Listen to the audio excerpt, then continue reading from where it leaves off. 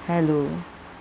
Social media को मेरा प्रणाम और छोटों को ढेर सारा प्यार। दोस्तों, ये संसार है, यहाँ निगेटिव भी होता है, पॉजिटिव भी होता है। कुछ चीज़ें तो हमें नज़र आती हैं, लेकिन कुछ चीज़ें हमें नज़र नहीं आती हैं, लेकिन महसूस होती हैं। महसूस तो हवा भी होती है, महसूस तो धूप भी होती है, लेकिन कुछ ऐसी अतृप्त आत्माएं हैं जो कुछ कारणवश मुक्त नहीं हुई होती हैं और वो जाने अनजाने हमारे को महसूस कराती हैं। और उनके महसूस कराने के कई कारण होते हैं। कभी वो बच्चे के मुंह में फंसी होती हैं, कभी गृहस्थी के मुंह में फंसी होती हैं, कभी वो इतनी ज़िंदगी में जीते हुए वो ख़तरनाक रहती हैं कि वो शरीर छोड़ने के बाद भी उनकी आदतें नहीं जाती और इसी मोह माया में और इसी उसमें पड़ी वो तड़पती रहती हैं। ऐसे मुझे एक परिवार में जाना पड़ा। घर परिवार संभालने के लिए करीब का रिश्ता था, तो मुझे बोला गया कि 2 छोटे बच्चे हैं, आप इनकी देखभाल करना 2-3 दिन, और हम बाहर शादी में जा रहे हैं। तो मैं भी चली गई। बड़ी थी और उनको बच्चों को 5-6-7 साल के बच्चे थे, 5 साल 7 साल के। खाना पीना, चाय नाश्ता और घर की देखभाल भी एक बुज़ुर्ग भी थे। मैं अपनी बात बता रही हूँ कि जो मैंने फ़ील किया, तब तक मुझे ऐसा फ़ील नहीं होता था ज़्यादा। तो एक दिन दोपहर में मैं सो गई, और सो गई तो गहरी नींद लग गई। कच्ची उम्र थी, कोई टेंशन नहीं था। तो अचानक से मैं उठ के बैठ गई। मुझे सपना आया कि वो एक लेडी मुझे बोल रही है कि तू सो रही है, मेरे बच्चे भूखे बैठे हैं। मैं उठी, गई, बच्चों को खाना खिलाई और खाना खिला के और फिर घर के कामों में लग गई। अब चूँकि मैं 1 हफ्ते वहाँ थी और बड़ा घर का ध्यान रख रही थी, तो रिश्तेदार सब तारीफ़ कर रहे थे। तो मैं फिर सोई थी रात को एक दिन, तो फिर वो आई सपने में और खड़ी होके बोलती है कि मेरे बच्चों को तो टाइम से न खाना देती थी, न चाय देती थी, और सारे रिश्तेदार तेरी तारीफ़ कर रहे हैं। मेरा तो चले तो मैं तुम्हारा गला दबा दूँ, लेकिन मैं तुम्हें छू नहीं सकती। मैं डर गई, क्योंकि एकदम प्रत्यक्ष प्रमाण मुझे वो बार बार सपने में आ रही है, ऐसा बोल रही हैं। और फिर थोड़ा सा मैं डिस्टर्ब भी हो गई। फिर मैं अपने घर आई और एक हमारे गुरुजी हैं, उनसे मैंने बताया कि ऐसा ऐसा वहाँ हुआ। वो बार बार मुझे सपने में हिदायत दे रही थी और बोल रही थी कि मैं तो तुम्हारा गला ही दबा दूँ, लेकिन मैं तुम्हें छू नहीं सकती। तो गुरुजी, ऐसा क्या हुआ को मुझे छू नहीं सकती थी? तो गुरुजी ने मुझे बताया कि तू नियम से नाम जप करती है, अपना तन मन धन भगवान को समर्पित करती है और सच्चे भाव से तू सबकी सेवा करती है। तेरे अंदर वो दैवीय शक्ति है कि वो तेरा कुछ बिगाड़ नहीं सकती। वही नहीं, कोई भी नेगेटिव पर्सन तुझे छू नहीं सकता है। तो तू इन सब बातों से डरा मत कर, बस अपना नाम जप बढ़ाती जा, भगवान का ध्यान करती जा और अच्छे कार्य करती जा। तो मैं बैठी और मैं भगवान का बहुत देर तक ध्यान, मेरी आदत है करने की, तो मैं करती रही।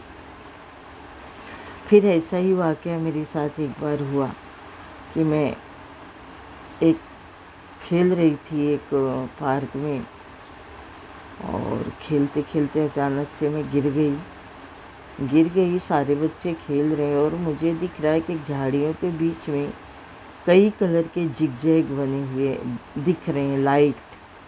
और लाइट में कभी किसी का मुंह बन रहा है, कभी किसी का मुंह बन रहा है। और वो जिगजैग जैसे लाइट के बीच में मुझे ऐसे कभी किसी का मुंह बहुत बड़ा सा दिख रहा है और कभी किसी का मुंह छोटा सा दिख रहा है। और उसे देख के मुझे डर लग रहा है। तभी मैं थी 4 साल की, 5 साल की। तो मैं डर गई। और इतनी खतरनाक वो लोग का था। तो gold colour, red colour, black colour, ऐसा मिक्स लाइटिंग थी। लेकिन वो जो लाइटें फेस बना रही थी, वो फेस टेढ़ा मेढ़ा देख के मैं डर गई।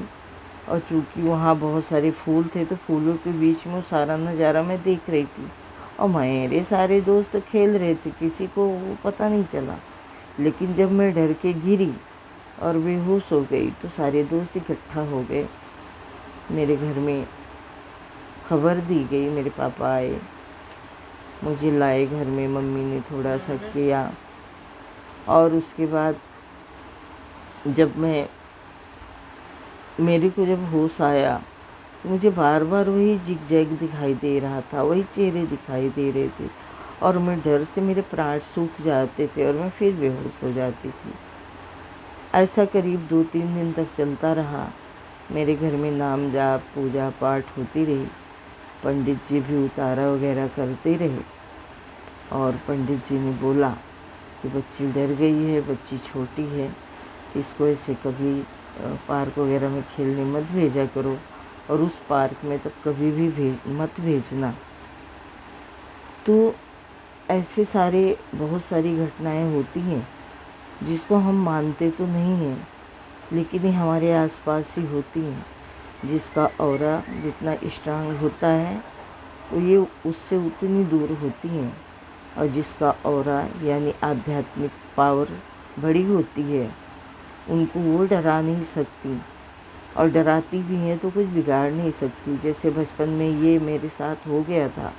तो जब मैं रिश्तेदार के घर गई तो मुझे कुछ नहीं हुआ, क्योंकि तब तक मैं नाम जप में और वो सारी बातों को मैं बिलीव करने लगी थी।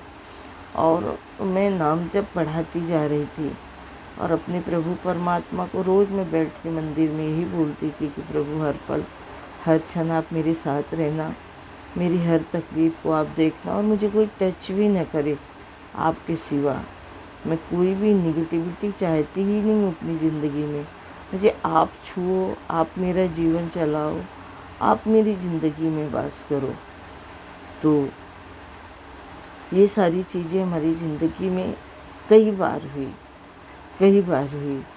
ऐसे ही एक बार मेरी फ्रेंड को कुछ ऐसा हो गया, तो मैंने उसके सर पे हाथ रखा। तो मेरी फ्रेंड के ऊपर 5-5 आत्माएं सवार और अलग अलग भाषा में बोल रही थी। और मैं डरती नहीं थी। तो मैंने बोला कि मैं जिस गुरु की बच्ची हूँ ना, तो मेरा कुछ नहीं बिगाड़ सकती है, बता तू कौन है। उसने सबने बताया, सारी बातें हुई। तो मैं सोची कि दूसरे दिन इसको सत्संग लेके जाऊंगी। मैंने चरणामृत पिलाया उसको, वो सब जो था वो गया। मैंने गुरु का नाम लिया, सिमरन किया, जो भी नाम जप था किया। और रात को जब मैं सोई तो इतनी खतरनाक एंटिटी थी कि वो आके मुझे तो नहीं छू सकते थे। मेरे तकिए के दोनों तरफ हाथ डाल के हाथों से मेरी तकिया उठा रहे हैं, मेरे कानों के पास कूं कूं करके बोल रहे हैं। समझ गई। मैं बोली मेरा तुम लोग कुछ नहीं बिगाड़ सकते हो, कल तो मैं तुम्हारी मुक्ति करा के ही रहूँगी, लेकिन मुझे छू नहीं सकते हो, क्योंकि मेरा शरीर मेरे गुरु ने संभाला हुआ है, मेरे परमात्मा ने संभाला हुआ है। उस औरत के चक्कर में मैं 4-5 दिन तक मेंटली प्रॉब्लम में रही, क्योंकि उसके साथ जो थे जिन्नात, उन्होंने मुझे परेशान किया। मेरे कानों में लगातार 4-5 दिन तक बोलना, मेरे तकिए के नीचे तकिए हिलाना, मेरी चादर खींचना। यानी मेरी बॉडी तो नहीं छू सकते थे, लेकिन वो कपड़ों के द्वारा फीलिंग अपनी फील देते थे कि मैं तुम्हारे ही आसपास हूँ, लेकिन वो मुझे छू नहीं पाए।